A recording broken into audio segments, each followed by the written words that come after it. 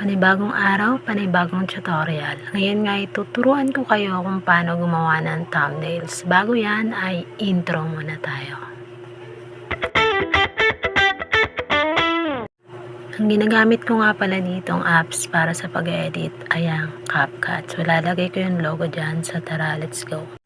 Click nyo yung new video, then mapupunta kayo sa gallery at hanapin nyo ang inyong background na gagamitin para sa inyong thumbnails at add nyo lang siya. Sundan nyo lang yung arrow na makikita nyo dyan, then mapupunta kayo dito sa CapCut.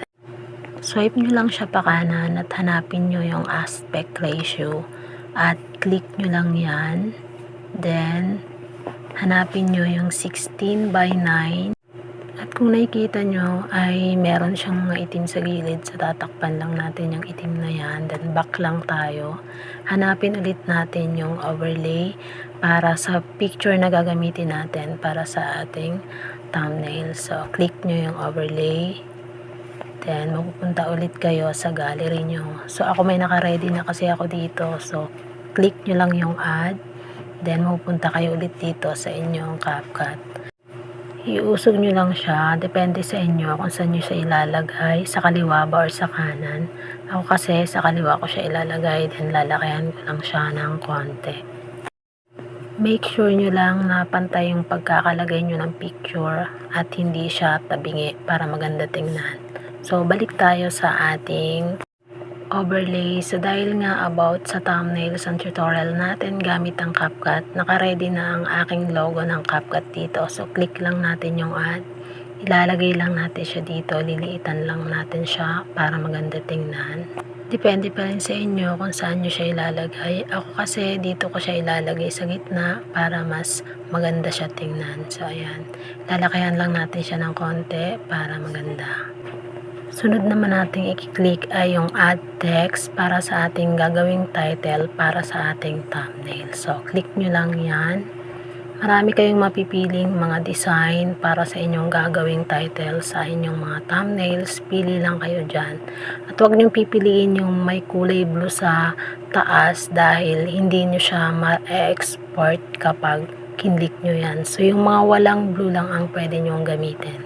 So hanap tayo ng wala. Ayan, marami kayong makikita dyan na walang blue na nakalagay sa taas. Bahala na kayo pumili dyan ng design na gusto nyo para sa gagamitin yung title sa inyong mga thumbnails. So, antayin nyo lang siya kasi minsan naglo-loading talaga siya. So, ako, ito yung napili ko. Kung makikita nyo dyan ay may nakalagay siyang hat. So, buburahin lang natin yan at papalitan natin ang title. Depende doon sa gagawin nating tutorial. Burahin nyo lang yung nakalagay sa text at palitan nyo lang yan ng text. Depende doon sa gagawin yung tutorial. Ako kasi ang tutorial ko ay paano gumawa ng thumbnail gamit ang CapCut. So, ang ilalagay ko dito ay how to create thumbnail. At dahil nga kulang pa ang title sa ginagawa nating tutorial ay mag-add ulit ako rito ng text para sa aking title. Ganun ulit yung gagawin nyo. Kagaya nung ginawa ko kanina, sundan nyo lang yun para madali nyo makuha. Mag-type ulit kayo ng title dyan para sa inyong tutorial na gagawin at kapag tapos na kayo ay i-click nyo lang yung check na makikita nyo dyan, tapos i-place nyo lang yan kung saan nyo gusto at kung saan mas maganda tingnan. Make sure nyo lang na pantay yung pagkakalagay nyo at hindi siya tabingi para maayos ang gagawin nyong thumbnail. Matagal ko nang ginagamit to si CapCut sa pag-e-edit ko ng mga video, kaya talagang maire-recommend ko to siya kung nagsisimula ka palang gumawa ng vlog or nag-e-edit ka palang ng mga video mo. Mas madali to siyang gamitin at hindi ka mahihirapan. Marami na din akong nasubukan ng mga editing app at masasabi ko talaga na ito si CapCut ay napakadaling gamitin at madaling matutunan at lahat ng kailangan mo ay nandito na kay CapCut. At ayan, kapag tapos ka na mag-edit lahat, talagyan mo na ng title. Ang ginagawa ko dyan ay ini-screenshot ko na lang siya para sa aking thumbnail.